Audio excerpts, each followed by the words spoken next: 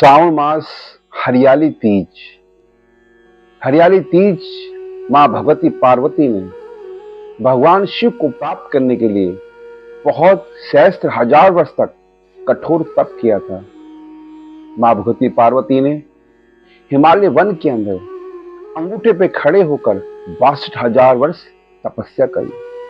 भगवान शिव प्रसन्न नहीं हुए। मां ने फिर आहार छोड़ दिया, निराहार रहकर तपस्या करने लगी, तब भी भगवान शिव प्रसन्न नहीं हुए। मां भगवती वायु के भक्षण के द्वारा जलपान छोड़कर सिर्फ हवा के ऊपर कठोर तपस्या करने लगी, तब भी भगवान शिव प्रसन्न नहीं हुए। आखिर मां भगवती का शरीर सूख गया। भगवान शिव मां भगवती पार्वती की परीक्षा लेने के लिए सप्त ऋषियों को मां भगवती पार्वती के पास भेजा। सप्त ऋषियों ने मां भगवती पार्वती की कठिन तपस्या की परीक्षा ली। कहा, पार्वती, भगवान शिव निराकार है, कोई उनका आकार नहीं है। भगवान शिव के कोई रिश्तेदार नहीं है, भाई बंधु नहीं है। भगवान शिव का कोई घर बार नहीं है। भगवान शिव शमशान में वास करते हैं, उनका कोई आकार नहीं है, इसलिए पार्वती तुम्हारे योग्य वर नहीं है।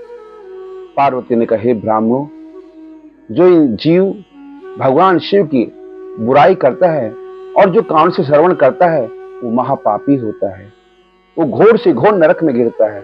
अतः आप अगर ब्राह्मण नहीं होते तो मैं आपको श्राप दे देती।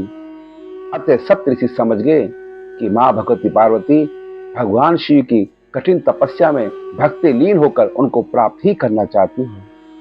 आखिर सप्त ऋषि भी भगवान शिव के पास लौट गए। भगवान शिव पार्वती की परीक्षा से बड़े प्रसन्न हुए। फिर भगवान स्वयं शिव ब्राह्मण का रूप बनाकर पार्वती के पास गए और भगवान शिव ने बहुत सारी बातें कही। हे पार्वती, वो सन्यासी है, वो वैरागी है, वो संसार में गृहस्थ आश्रम नहीं बसा सकता। विवाह के बाद भी आपको पछताना पड़ेगा, शिव को छोड़ना पड़ेगा। भूत, प्रेत, डंकनी, शंकनी, चुड़ैल सब उनके अंग संग सहाई हैं। नंदी की बैल पे सवारी करने वाला है, शमशानवासी ओगरदानी है, भस्म मुंडों की माला धारण करने वाला है। अतः तुम राजा की राजकुमारी हो, कोई भगवान विष्णु जैसे वर की प्राप्ति करो। पार्वती ने कहा, हे ब्राह्मण, आप शिव के बारे में ये बात नहीं कही। शिव कैसा भी हो, जन जन्मान तक शिव अविनाशी है, निर्गुण है, अतः मैं उन्हीं को प्राप्त करना चाहती हूँ। भगवान शिव भी पार्वती के वचनों से प्रसन्न हो गए और हरियाली तीज के अंदर ही भगवान शिव ने पार्वती को पति रूप में स्वीकार किया। पार्वती बड़ी प्रसन्न हुई कि भोलेनाथ, आपने मेरी कठिन तपस्या करके मेरे पे दया करा और अपना रूप धारण करके मेरी परीक्षा ली। अतः भगवान, अब आप मुझे कब पति रूप के अंदर स्वीकार करोगे? तब भगवान शिव बोले कि हे पार्वती, हे उमा, मैं तुम्हारी तपस्या से प्रसन्न हूं, मैं तुमसे विवाह करूंगा, अपनी अर्धांगिनी बनाऊंगा। पार्वती बड़ी प्रसन्न हुई और उसी दिन हरियाली तीज थी।